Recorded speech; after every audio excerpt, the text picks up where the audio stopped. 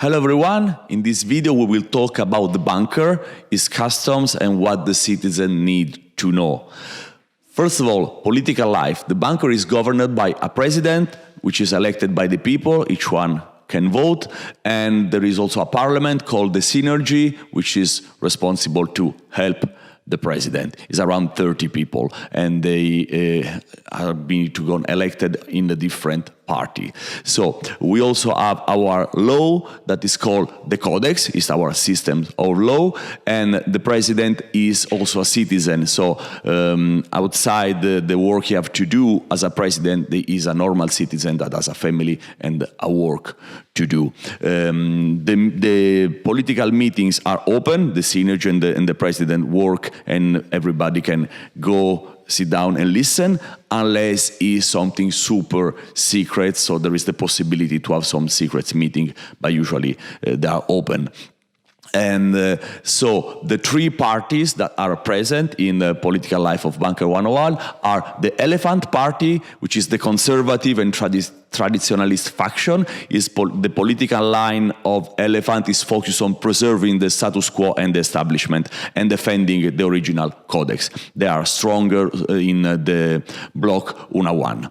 Then there is the Mastiff Party, which is the opposite. Their program aims to break down classes' privileges in order to improve conditions and remove power from some blocks and try to spread out the community. They are stronger in Penta 5 and ESA 6 block. Is a mixture between a trade union and a reformist force. In the middle, there is the Donkey Party, which is pragmatic and centrist and offering sometimes to work as a mediator. The current president is Bernstein Bisso to Omega and belongs to the Donkey Party. The election will take place during the Larp. So during the Larp, maybe the president can change or not, it depends on the election. Citizens are super into politics, they like to be involved, so they like to vote, to discuss, to have their own opinion. And also at night there is a talk show that will also speak about politics. That way you can evaluate the different candidates and talk with your fellow citizen. Another important thing, this is very crucial for the LARP, is the Reboot. The Reboot is one of the most important events in bunker life and for our LARP. The Reboot will take place on a long procedure that will last the 3 days of the LARP. So the work we will do in the morning are aimed to create the condition to have a successful reboot. So everything is aimed to that. And also during these 3 days, we will decide who is going to physically do the reboot, because the reboot is made in two parts. Part number one, we all work together on the citizen. We prepare the context, and then we will select during the LARP. I will tell you how in another video, but we will also select people who are going to actually perform on the last day of the LARP, the reboot. Reboot is important. You have to be done every 25 years to reboot our system and keep the bunker alive. Last reboot went not entirely successful. I will tell you why in another video, but what is important to know right now is that the bunker infrastructure can't afford another not successful reboot. This can be the end of the bunker. So this reboot is particularly under watch of everyone. Another thing that is important to know is that the reboot crew never returns. They all die for sure during the reboot procedure. It's a high price to pay, but it's the only way to keep the bunker alive, because our technology requires this sacrifice. So for some people it's an horrible sacrifice, for some people it's important, for some people it's even an honor.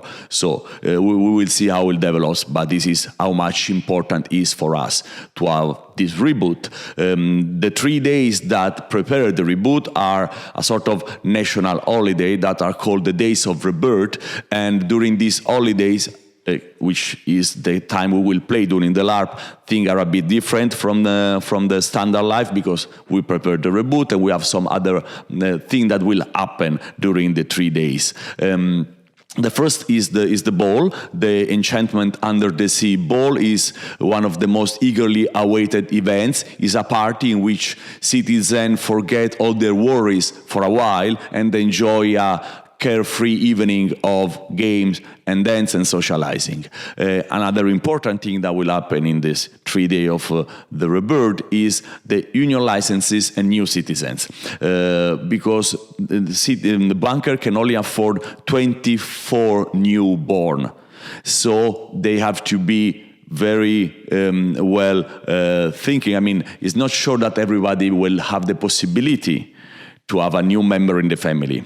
So every family aims to have at least 2 newborns, but it's not sure, because there is a commission that will examine your case to know whether you're a good citizen and you can have a newborn or not. So it's also a time where families are very interested in that, because if you don't have enough newborn, you can even dissolve as a family. If you have more, you will be stronger. So this is very important. Another important thing is the family review. The Schneider Commission, I will tell you in a bit what it is, will examine every family. If a family is too much against the rule or did strange stuff, they can be labeled, some of their members can be labeled as red code citizen. If a family have 3 or more red members, this family will be dissolved. And so family really want that to not happen, but it's the moment where you have to come to an evaluation process. Also, the Schneider scale, which is exactly the tool that labels citizen, basically is a way created by Christian Schneider, which was a collaborator of Thomas Duncan, who was the founder of the bunker. Basically, this Schneider scale is a classification tool, is a pragmatic necessity, because we have a scarcity resources. So every citizen must be evaluated according to their usefulness to the community. So the scale defines the individual social value. And being classified as a green means belonging to the highest protection tier. Green citizens enjoy exclusive privileges, and they have right to the union licenses, to have newborn, and absolute priority in evacuation procedure.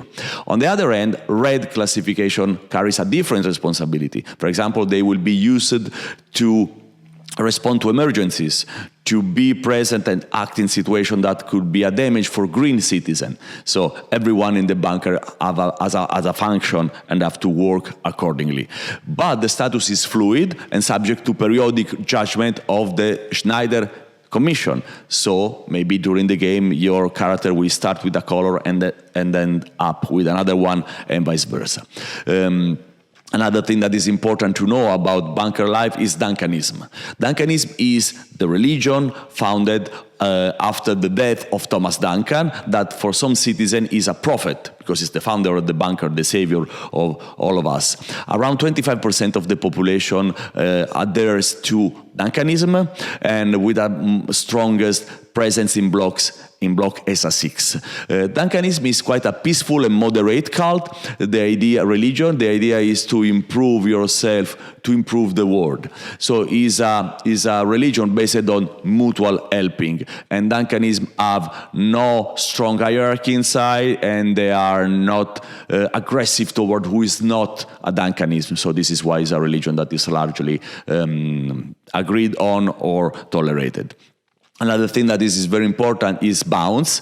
Bounce is the sport of Bunker 101. Is a sport where every block has a theme, and the game is a game made with a ball that have to bounce against the wall in order to defeat the other. It's a sort of a tennis, but using the wall to make your ball bounce. And this is also something very popular. Every block wants his team to succeed. And during the game, there will be the tournament, and we will know who is the winner before the end of the Larp. Another thing that every citizen knows are the bunker zones. Bunker is divided in 3 main areas with different levels of contamination and specific policy.